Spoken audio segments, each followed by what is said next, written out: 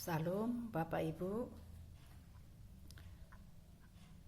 kita berjumpa lagi pada siang hari ini. Lewat firman Tuhan, kita sama-sama belajar. Tapi sebelum itu saya menyapa kepada ketiga pribadi yang sudah ada di tengah-tengah dunia ini, yaitu Roh Bapa Yahweh yang berdiam di tubuh Pak Eman Lahagu. Salam Elohim, salam Elohim, salam hormat, salam kasih. Roh Tuhan Yesus Kristus sendiri yang berdiam di tubuh Pak Andi Tia Nugraharto, Roh Alfa dan Omega. Salam Elohim, salam hormat.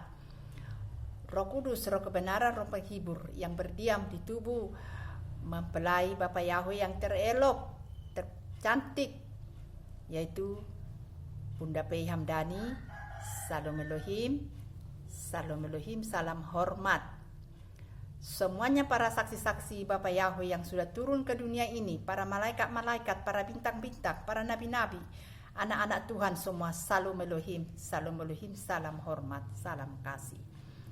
Bapak Ibu, kita belajar tentang berfirman Tuhan pada saat ini. Barangkali kita sudah semua tahu berdoa.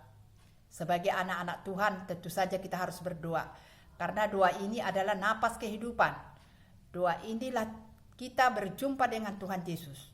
Melalui doa kita dapat bersekutu dengan Tuhan Yesus. Tetapi kadang-kadang kita berpikir sampai lama doa kita belum dijawab. Kita jangan menyalahkan Tuhan. Jangan kita selalu membenarkan diri. Dan ada di sini ayatnya, yaitu firman Tuhan mengatakan, sesungguhnya tangan Tuhan tidak kurang panjang untuk menyelamatkan, dan pendengarannya tidak kurang tajam untuk mendengar. Tetapi yang merupakan pemisah antara kamu dan Allahmu ialah segala kejahatanmu, dan yang membuat dia menyembunyikan diri terhadap kamu sehingga ia tidak mendengar ialah segala dosamu. Begitulah firman Tuhan. Jadi kita di sini ditegur, diingatkan, karena Tuhan sangat mengasihi kita. Bukan kita langsung dihukum, ditegur dulu, katanya bukan kurang panjang, bukan kurang tajam pendengarannya. Benarlah, dia pencipta kita, tentu dia sangat mengasihi kita. Jadi Bapak Ibu, jangan kita menyalahkan Tuhan. Kenapa begini, saya kan sudah begini, tidak dijawab doaku. Tuhan lebih tahu apa pergumulan kita. Sedikit ada kesaksian saya. Ini hamba Tuhan. Jelas hamba Tuhan. Ini tentang patung. Dia ini menamai patung ini ada, patung ini ada. Jelas saya dengar. Jadi kawannya mengatakan, jadi kalau gitu bisa menyembah patung, kata kawannya. Boleh. Ini hamba Tuhan yang menjawab ini. Tidak Bapak Ibu patung itu tidak boleh disembah. Berulang kali mempelai mengatakan, jangan menyembah patung. Di dalamnya itu ada setan, iblis, Lucifer. Ini pertama kesaksian saya mengenai hamba Tuhan ini. Kedua, saya ingat hamba Tuhan ini sudah berapa tahun tentang neraka juga. Jadi dipersoalkannya. Oh, dia agak susah mempercayai neraka ada. Dibilangnya begini, itu saya dengar itu. Kalau ada neraka, berarti tidak setimpal. Hanya itu kudengar. Jadi maksud hamba Tuhan ini, Tuhan itu penyayang, pengasih. Kenapa ada neraka? Seperti itu. Ini pendeta ini, hamba Tuhan ini, 2 kali kudengar selalu membenarkan dirinya. Tidak menghormati penciptanya. Kita kan berserah kepada pencipta kita. Tuhan kita itu tidak pernah membiarkan umatnya binasa, tidak pernah memberikan yang jahat kepada anak-anaknya. Selalu baik, selalu baik. Kita yang selalu memberontak, kita yang selalu melawan. Sejak pertama dijadikan hari pertama sampai ke-6 selalu baik adanya, tidak ada kurang. Itu Tuhan sendiri yang menciptakan. Jadi tidak pernah Tuhan mengadakan yang jahat kepada kita. Jangan selalu kita membenarkan diri. Patung itu tidak boleh disembah. Itu tidak ada bermata tapi tidak bisa melihat, punya hidung tidak bisa mencium, punya mulut tapi tidak bisa berbicara. Alangkah bodohnya kita ini. Bodoh. Patung disembah. Sangat bodoh ya. Saya rasa anak-anak pun tahu bahwa itu kan kayu, batu. Kenapa disembah? Jadi saya lagi melihat di YouTube. Ini saya lihat kira-kira berapa hari yang lewat. Ada gambar binatang sepertinya kambing. Dikasih baju. Terus ada berapa orang pengikutnya di situ. 2 orang bawa gitar, yang lain tidak banyak, kira-kira 6 orang, 5 orang. Disanjung-sanjung lah ini binatang yang di depannya ini. Apa maksudnya Bapak Ibu? Jangan kita contoh. Kita harus menghormati pencipta kita. Kepada siapa kita? Yang disembah hanya satu, Tuhan Yesus Kristus. Itu satu-satunya, tidak lain. Jangan kita ke sana, menyembah sana, apa didengar orang, itu. Tetaplah kita berpegang kepada firman Tuhan. Jangan kita menyalahkan Tuhan. Tuhan itu sangat baik, sangat mengasihi kita. Dan saya sudah meresap kebaikan Tuhan. Tidak henti-hentinya mengucap syukur kita. Sebagaimanapun dosa kita, berharga di matanya. Kita tidak dibiarkannya jatuh terus tergeletak. Selalu dia menopang, baik melalui mempelainya, pelayan-pelayan, nabi-nabinya, saksi-saksinya, malaikat-malaikatnya. Itu juga dari dunia ilahi harus kita mendengar. Terlebih-lebih Bapak Ibu Saudaraku, sudah bersyukur kita, sangat enak, sangat bangga. Ketiga pribadi sudah ada di tengah-tengah dunia. Jangan lagi menunggu di awan-awan nanti datang. Jangan jauh-jauh Bapak Ibu, karena kita pun sudah dari dalam dulu beribadah ya.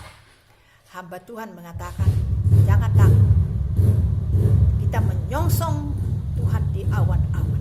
Sampai kapanpun Bapak Ibu, takkan bisa kita melihat Tuhan di awan-awan. Sudah ada bersama-sama dengan kita di dunia ini. Sudah bolak-balik dikatakan mulai. Begitu juga hamba-hamba saksi-saksi yang melewati internet memberitakan firman kebenaran. Ya, dunia ilahi.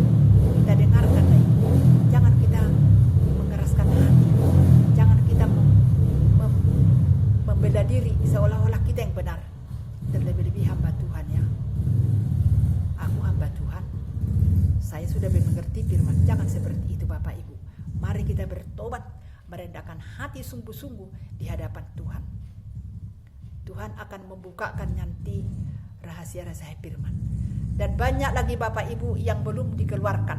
Masih banyak nanti. Percaya sajalah kita lewat kebenaran dari dunia ilahi. Banyak lagi nanti. Kalau selama ini tidak dikeluarkan semua, sekarang sudah dikeluarkan satu-satu dan masih banyak lagi. Seperti Indonesia adalah Israel yang sesungguhnya. Ada Bapak Ibu percaya Indonesia Israel sesungguhnya? Percayalah, Indonesia ini biji mata Tuhan. Indonesia adalah Taman Eden. Ada yang mengatakan saudara kita, dibilangnya Indonesia Israel, ditangkap polisi lah nanti. Karena tidak mengerti ya. Bertobat kita sungguh-sungguh. Kalau tidak mengerti, diam. Bahkan ada saudara-saudara kita kalau sudah berdoa diejek. Jangan saudaraku. Jangan. Kita ini berdoa kepada siapa? Kepada Tuhan. Menghadap kepada Tuhan. Kita hormati saudara-saudara kita. Bahkan agama apapun itu sama di hadapan Tuhan. Jangan selalu menyaci-menyaci. Aku agama ini, kau agama ini. Tidak. Tuhan tidak pernah menciptakan agama. Manusia yang menciptakan agama. Apa yang terjadi? Ribut kan? Perang. Karena sekarang pun pro dan kontra. Aku kan agama ini. Harus kubelalah agamaku itu. Tidak. Di mata Tuhan sama kita semua diciptakan. Segambar dengan serupa dengan Tuhan. Dan tidak pernah menciptakan agama. Itu mempelai sudah berkuar-kuar mengatakan itu. Bahkan vaksin itu pun, saya ingat itu. Saya lihat lagi gambar naga itu diangkat. Kalau tidak salah bapak yang mengangkat dulu dari keluarga mempelai. Diangkatnya digeser gitu seperti TV. Ada nampak di situ gambar naga-naga. Di situ saya sudah terangkat sepak dulu terempak ombeng. Puji Tuhan karena Tuhan mengasihi aku. Saya ingat terus darah Yesus sudah menyatu dengan aku. Dari vitamin A sampai Z sudah ada di tubuhku ini. Tidak bisa lagi diganggu-ganggu siapa. Sudah menyatu tubuh dan darah Yesus kepadaku. Karena saya sungguh-sungguh yang kumakan itu dagingnya, yang kuminum itu darahnya. Bapak Ibu yang dikasihi Tuhan Yesus Kristus, jangan kita melawan-lawan, jangan kita menyerang-nyerang berita-berita yang diberitakan dunia ilahi. Jangan Bapak Ibu, percayalah kita, berita kebenaran yang diberitakan oleh mempelai itu semua benar. Yang 3 tahun yang lewat pun, yang 2 tahun yang semua benar. Lihat saja dulu mempelai, ada seperti kita, anak-anak Tuhan kita, ada seperti dia bercahaya, warna ini, warna semua, bercahaya semua. Saya pun melihat sampai kagum. Sampai lama aku tengok-tengok, ada yang putih, ada yang kuning, biru laut. Oh, enak didengar. Itulah, tidak ada seperti dia. Walaupun diejek, tetap merendahkan hati. Kenapa? Supaya kita jangan ada yang binasa. Supaya terselamatkan semua. Apalagi murka Tuhan sudah turun ke bumi ini. Saking menyala-nyalanya, kita lihatlah. Gempa, puting beliung, macam segala macam. Melalui itu, biarlah saudara-saudaraku bertobatlah sungguh-sungguh. Rendahkanlah hati di hadapan Tuhan. Percayalah kepada Tuhan Yesus Kristus. Isa Al-Masih, Isa anak Maryam, Tuhan Yesus Kristus. Satu-satunya jalan ke surga, tidak ada yang lain. Dan marilah kita saling mengasihi sesama manusia. Adapun nanti kesalahan orang, jangan terus mengejek. Semua kita berdosa. Tidak ada yang kudus. Karena dikuduskan Tuhannya kita oleh darahnya. Kita percayalah. Bapak Ibu,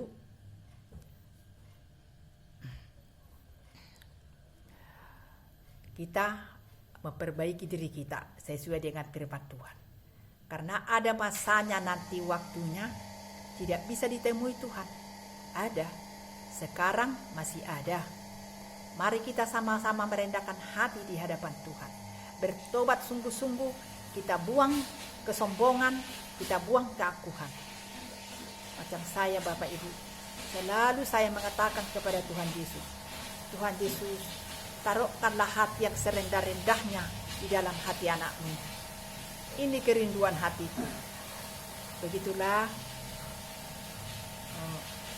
kira-kira berita baik yang saya beritakan kepada Bapak Ibu. Dan terlebih-lebih hamba Tuhan jangan selalu membenarkan diri. Neraka itu ada. Patung itu tidak bisa disembah. Jangan jadi hamba Tuhan yang mengajarkan bisa. Jangan Bapak Ibu ya. Bertobat sungguh-sungguh.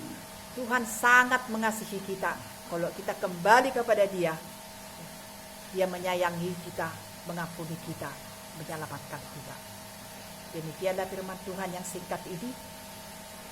Biarlah Bapa Roh Kudus yang menjamah, membimbing, mengajari kita semua. Tuhan Yesus memberkati. Salam.